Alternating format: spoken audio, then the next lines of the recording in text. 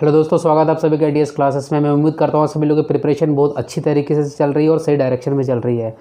तो ये जो रूमर्स फैला हुआ है कि आज जेई और एसएससी की जो वैकेंसीज आने वाली है वो कॉन्ट्रैक्ट बेसिस पे रहेगी या नहीं रहेगी, वो सारा चीज़ आपको इस वीडियो से क्लियर हो जाएगा। क्योंकि मैं ये नोटिस डिस्कस करने वाला हूँ जो मिनिस्ट्री ऑफ रेलवे के द्वारा जारी किया गया था आपको 3/1/2023 में। तो इस नोटिस को पूरी अच्छी तरीके से आप पढ़ लोगे तो आपको ये चीज़ क्लियर हो जाएगा कि आने वाली वैकेंसीज कॉन्ट्रैक्ट बेसिस पे जेई और एसएससी की रहेगी या नहीं रहेगी। उससे पहले कुछ मैं यहाँ पे आपको बताना चाहूँगा कि जो लास्ट वैकेंसी जेई की आई थी रेलवे की में, वो कब आई थी? 29/12/2018 को आई थी। 29/12/2018 में आई थी। लास्ट वैकेंसी की बात कर रहा हूँ। अप्रोक्स मतलब आप लगभग बोल सकते हो कि 5 साल होने वाला है वैकेंसीज़ की। और टोटल जो है इस डेट का क्या इंपॉर्टेंस है, जब मैं नोटिस डिस्कस करूंगा तो उस टाइम आपको ये चीज़ क्लियर हो जाएगा। और कितने पोस्ट पे होती है? Total 69 post. ये अलग अलग डिपार्टमेंट, चाहे रेलवे, मैकेनिकल, सिविल, इलेक्ट्रिकल, इन सारे डिपार्टमेंट्स को मिला के अलग अलग जो पोस्ट यहाँ पे जेई के जो क्लासीफाई किया गया, टोटल 69 पोस्ट है। समझ सकते हो, 69 पोस्ट, जो कि बहुत ज़्यादा इंपॉर्टेंट है इस चीज़ को समझना। अब चलिए हम बात करते हैं उस नोटिस के बारे में, जिससे आपको क्लियर हो जाएगा कि भाई आने वाली वैकेंसीज जो है वो कॉन्ट्रैक्ट बेसिस पे रहेगी या नहीं रहेगी। अगर इस चैनल पे नए हो तो भाई इसको सब्सक्राइब भी कर लेना, क्योंकि रेलवे से इन्फॉर्मेटिव वीडियोस आपको इस चैनल पे मिल जाएगा और प्रिपरेशन से रिलेटेड भी आपको वीडियोज़ मिलते हैं इस चैनल पर, जो आपको हेल्प करेगा आपको आगे बढ़ने के लिए। तो चलिए नोटिस को डिस्कस करते हैं कि मिनिस्ट्री ऑफ रेलवे के द्वारा नोटिस जारी किया गया था 3/1/2023 में। और इसमें सब्जेक्ट क्या था? वेरी इंपॉर्टेंट, इस सब्जेक्ट को पढ़ना यहाँ इंपॉर्टेंट है। सब्जेक्ट ये था आपका कि जो इंगेजमेंट होने वाला है नए एसएससी और जेई का, ठीक है, किस फील्ड में? Construction and organisation. ये वेरी इंपॉर्टेंट, इस चीज़ को समझना है। Construction and organisation by engagement on contract basis पे, मतलब जो एसएससी जेई जो रहेंगे कंस्ट्रक्शन फील्ड में वो कॉन्ट्रैक्ट बेसिस पे रहेंगे। पूरी पहले नोटिस पढ़ना, उसके बाद समझना कि पूरी तरीके से रहेंगे या कुछ जो है नंबर ऑफ कैंडिडेट्स ही रहेंगे कॉन्ट्रैक्ट बेसिस पे। ये पूरी पोस्ट पढ़ोगे तभी समझ में आएगा, ठीक है। उसके बाद यहाँ पे ये भी बताया गया है कि जो 19/12/2022 जो है उसके पहले भी वॉज इन ऑपरेशन, इसके पहले भी जो है एसएससी और जेई की जो वैकेंसीज है वो कॉन्ट्रैक्ट बेसिस पे रही है। ये चीज़ क्लियर हो गया उसमें। और ये जो कॉन्ट्रैक्ट बेसिस पे वैकेंसीज कब रहती है?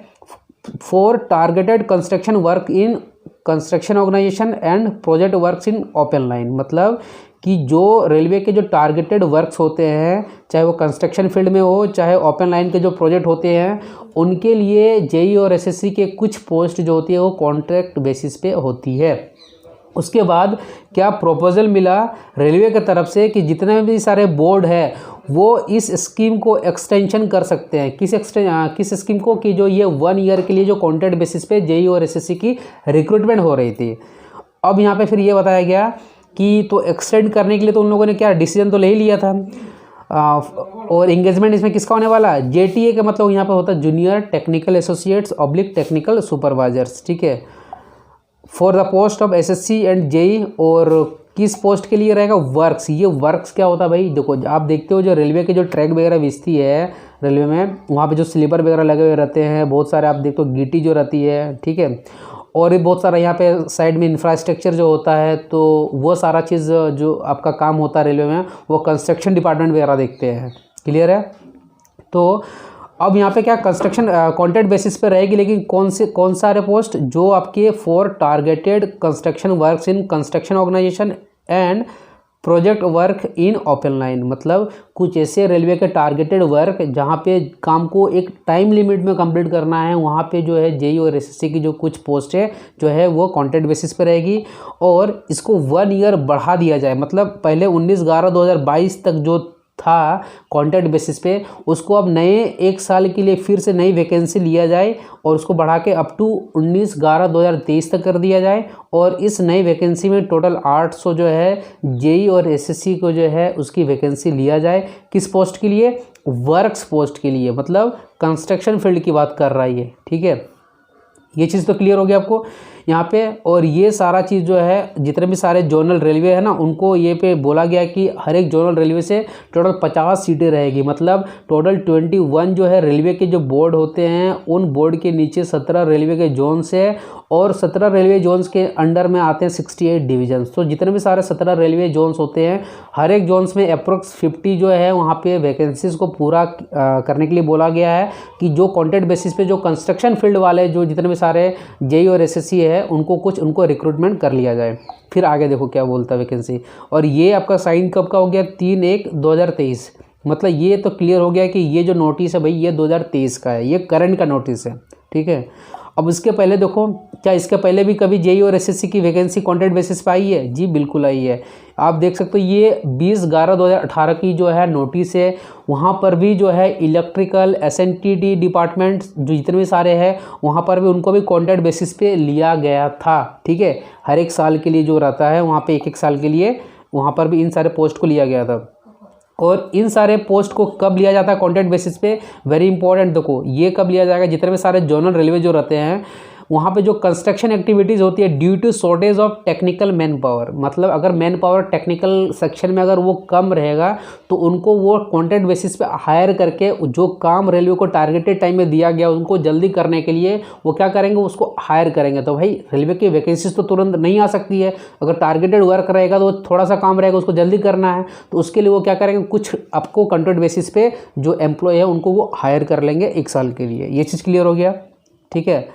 अब यहाँ पे आगे देखो, और इसमें जो स्कीम जो लॉन्च किया गया एक्सपेरिमेंटल बेसिस पे है, valid for 2 years from the date of issue of this letter. मतलब ये लेटर अगर 2018 तक है तो पहले इन लोगों ने 2020 किया, फिर अकॉर्डिंग टू देयर सुटेबिलिटी उनको जब लगा कि हाँ मेरा काम जो है अभी कंप्लीट नहीं हुआ है कंस्ट्रक्शन डिपार्टमेंट में भाई, तो फिर और कुछ एम्प्लॉय को नेक्स्ट ईयर के लिए हायर कर लिया जाए। इसी तरीके से 2023 में भी अभी नोटिफिकेशन आ गया है, मतलब कि जो 800 जो जूनियर टेक्निकल एसोसिएट्स और आपके जो टेक्निकल में सीनियर सेक्शन इंजीनियर जो उनकी जो कुछ पोस्ट जो वर्क्स डिपार्टमेंट में होती है उनकी जो है हायर आपको कॉन्ट्रैक्ट बेसिस पे करना है। उसके बाद देखो सबसे इंपॉर्टेंट यहाँ पे क्या समझना वो मैं अभी यहाँ पे दिखाता हूँ नीचे नोटिस में। ये वाला देखो, the candidates required on contract basis, ये बहुत इंपॉर्टेंट है क्योंकि आपको पता है कि जेई और एसएससी की जो पोस्ट होती है बहुत ही रिस्पॉन्सिबल पोस्ट होती है।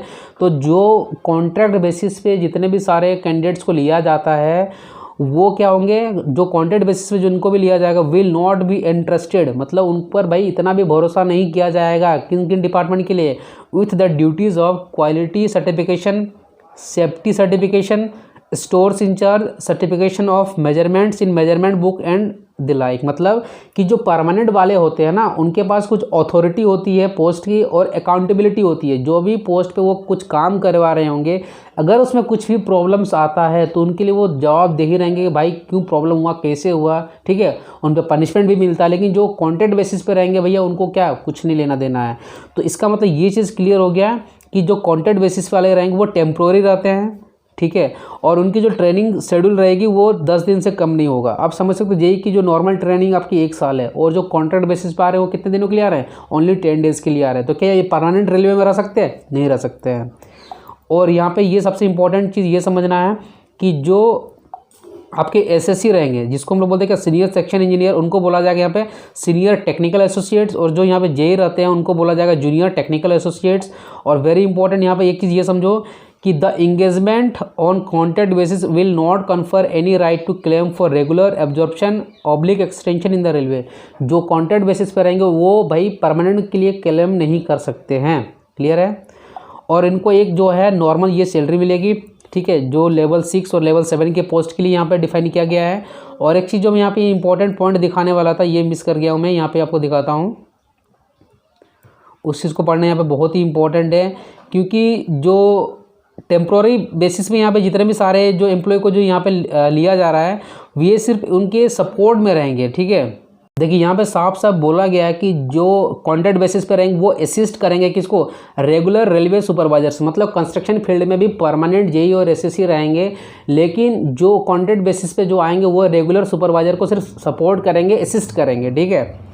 In this works. तो यहाँ से ये सारी चीज़ें क्लियर हो गया। और ये जो नोटिस आपको फाइनली यहाँ पे साइन दिख रहा हो कितना 20/11/2018, और आपको मैंने दिखाया अभी कि 29/12/2018 के जो है रेलवे की जो लास्ट जे की वैकेंसी आई थी, मतलब ये जो टेम्प्रोरी आपका निकला था कॉन्ट्रैक्ट बेसिस का नोटिस, उसके बाद आई थी रेलवे की परमानेंट बेसिस पे जॉब। तो ये चीज़ें क्लियर हो गया कि आने वाले जितनी भी सारी वैकेंसीज रहेगी जेई की या एसएससी की, वो कॉन्ट्रैक्ट बेसिस पे नहीं रहेगी, वो परमानेंट जॉब रहेगी। लेकिन कुछ जो कंस्ट्रक्शन फील्ड में जैसे वर्क्स डिपार्टमेंट वगैरह रहेगा, वो कुछ ऐसी पोस्ट रहेंगी जिनका जो है रिक्रूटमेंट वो अपना कॉन्ट्रैक्ट बेसिस पे कर रही है, लेकिन सारी पोस्ट जो है कॉन्ट्रैक्ट बेसिस पे नहीं रहेगी। ये चीज़ यहाँ पे क्लियर हो गया। तो ये ज़रा सा भी आपको टेंशन नहीं लेना है कि अगर आप तैयारी कर रहे हो तो भाई डरते हैं जो लोग कि क्या वो सारी चीज़ कॉन्ट्रैक्ट बेसिस पे होगा कि नहीं होगा, तो वो कॉन्ट्रैक्ट बेसिस पे नहीं, परमानेंट बेसिस पे ही होगा। तो आप अपना सिर्फ तैयारी पे फोकस करें और जितने भी सारे ये सारे रूमर्स है नोटिस पे, इस पर ध्यान ना दें, क्योंकि ये पूरी नोटिस जब आप अच्छी तरीके से नहीं पढ़ते हो तभी आपकी चीज़ क्लियर नहीं होता है कि भाई जो नई वैकेंसीज रहेगी वो प्योरली परमानेंट रहेगी कि नॉन परमानेंट रहेंगी। तो ये चीज़ क्लियर हो गया कि क्या रहेगी, वो सारी वैकेंसी परमानेंट वैकेंसी रहेगी।